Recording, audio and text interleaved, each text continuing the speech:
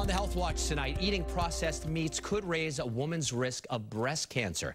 This is according to a new Harvard analysis. Dr. Mallika Marshall is here. And what did the researchers find? So you're right. These were researchers, including at the Harvard T.H. Chan School of Public Health. And what they did was they reviewed 15 previous studies. And those studies involved more than 1 million women. And they found that eating processed meats was associated with a 9% higher risk of breast cancer. Now, processed meats are those things that are cured, smoked, salted, so the yummy things like bacon, sausage, ham, salami, deli meats. But, you know, experts cautioned that this analysis wasn't able to prove that these things cause breast cancer, simply that there's an association. So it certainly makes sense for women to limit the amounts of these meats that they eat, but they don't necessarily need to eliminate them altogether, and that the individual risk is actually pretty small. And we don't know what it is about those items. Is it the salt, or is it the... It's the way they're prepared. It's the salting and the chemicals and the, exactly, all that.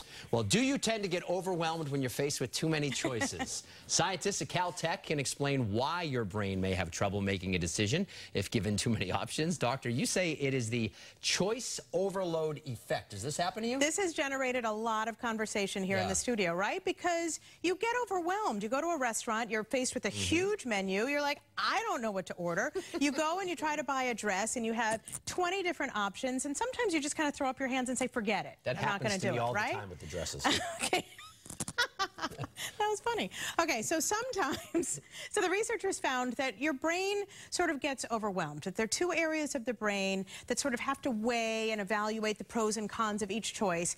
And if there are too many choices, it kind of gives up and says it's not worth all the effort, right? But there is a sweet spot. They found that between 8 and 15 options is good. It gives you enough to sort of mull over, but not too much to overwhelm your brain.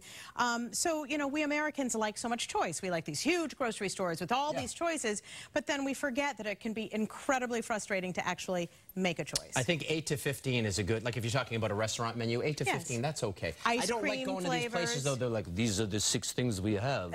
Pick one. And you're like, no. Give me more choices. Do you go to those restaurants very often? I try not to because they're gross. I don't even know what accent that is. They're too limited. Kind of a combination of French and Italian, I think. Slightly French. Okay. Thank you so much, Mallika. Lisa, over to you.